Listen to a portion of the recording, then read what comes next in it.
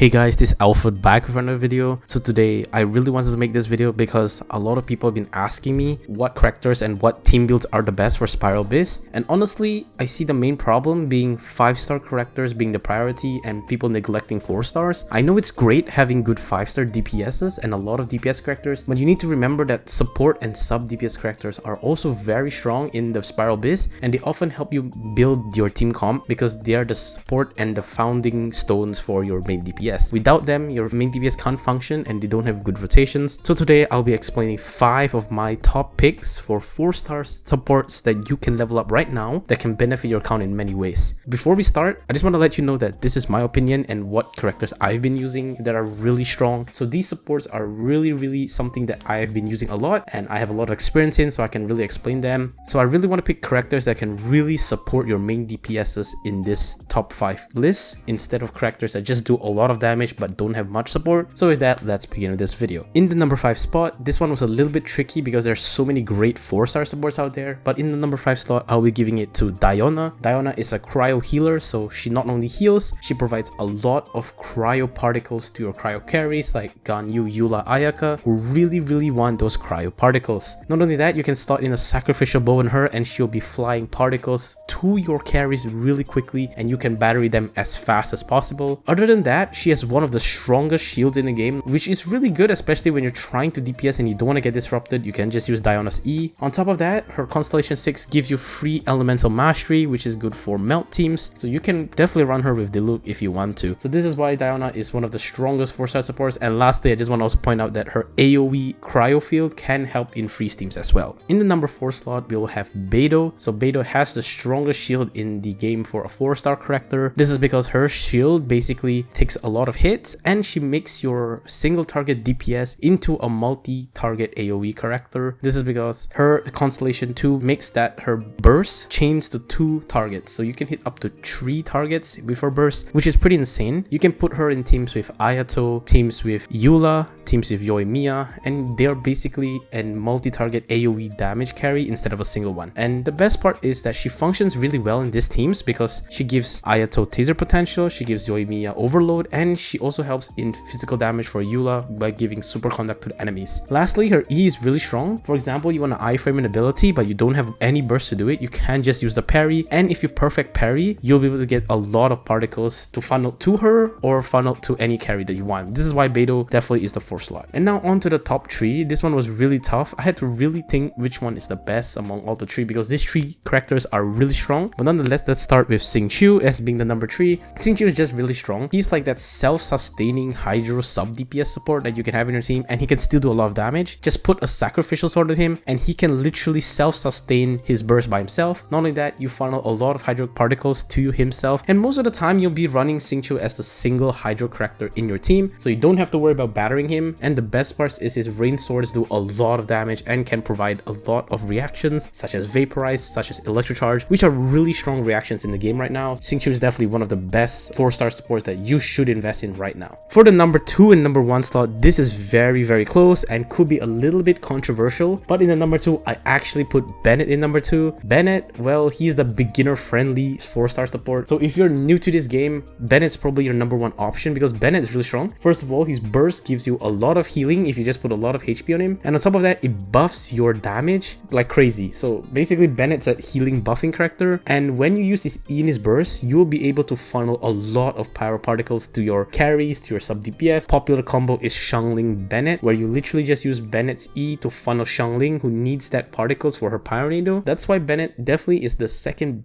best 4-star character in the game that you should level up to increase your damage. Obviously, by now, if you play the game for pretty long already, I think Bennett should be like level 90 at this point because you really want that base attack for him. So yes, just make sure Bennett has a lot of HP, put a 5-star weapon on him, and boom, you're good to go. So before we move into the top 1 character in my list, I just want to give a few honorable mentions to characters that are really good, but unfortunately didn't make to this tier list. The first one will be Fischl. Fischl's an excellent electro battery. If you don't have Raiden Shogun, a good substitute and the traditional electro battery is actually Fischl. Fischl is insane. She provides a lot of energy particles to your team, and not only that, she does a lot of damage and she can self-sustain herself. So remember, whenever Oz shoots one time, you gain a a particle which can be used for any element, so that is pretty freaking insane for an electro battery. So this is why Fischl definitely could have made the tier list, but not quite there. And the second one I want to give is Yunjin. Yunjin is that kind of niche carry because she can fulfill many roles. So you just slot in Yunjin with any Geo character in your team, you get the Geo Resonance. And Yunjin is really good for those teams that are auto attack based. So let's say she's really good for Ayato when he just wants to stand there and auto attack without getting disrupted. She's also really good for Yoimiya, who also just wants to auto attack without disrupted. You can slot her in charge attack teams with like Hu Tao, Keqing, and Ayaka because they don't want to get disrupted while auto attacking, and not only that, you increase their attack speed. So this is why Yunjin probably could have made the cut, but not quite there. And the last character I want to talk about is actually Xiangling, but the reason why she isn't in this list when some people might be a little surprised is because Xiangling is like that sub DPS that really needs a support instead of supporting the team. This is why I didn't really put Xiangling in this list, but nonetheless, if you have most of the characters in the list already, you can definitely level up Xiangling because she does a lot of damage as a 4-star. And the last character, the number one character that you should level up once you have Bennett, is Sucrose. Sucrose by far is the strongest 4-star support in the game. Arguably, she can be even stronger than some 5-star characters. First of all, she's an Anemo character, so she uses the Viridescent Venerer set, which is insane. If you watch my tier list video for artifacts, I explained that the Viridescent Venerer set is the most broken set. You literally debuff enemy resistance and you buff your team's damage, so that is the best artifact set in the game. Not only that, her E has 2 charges at Constellation 1, which makes sure that you have a lot of Anemo particles flying to your team or to her wherever you want. So typically you'll be just putting her with Xiao and she'll be battering Xiao like crazy. And lastly, she's a Catalyst user, so with her being a Catalyst user, you can make her a healer on top of that. The only downside of Sucrose is that her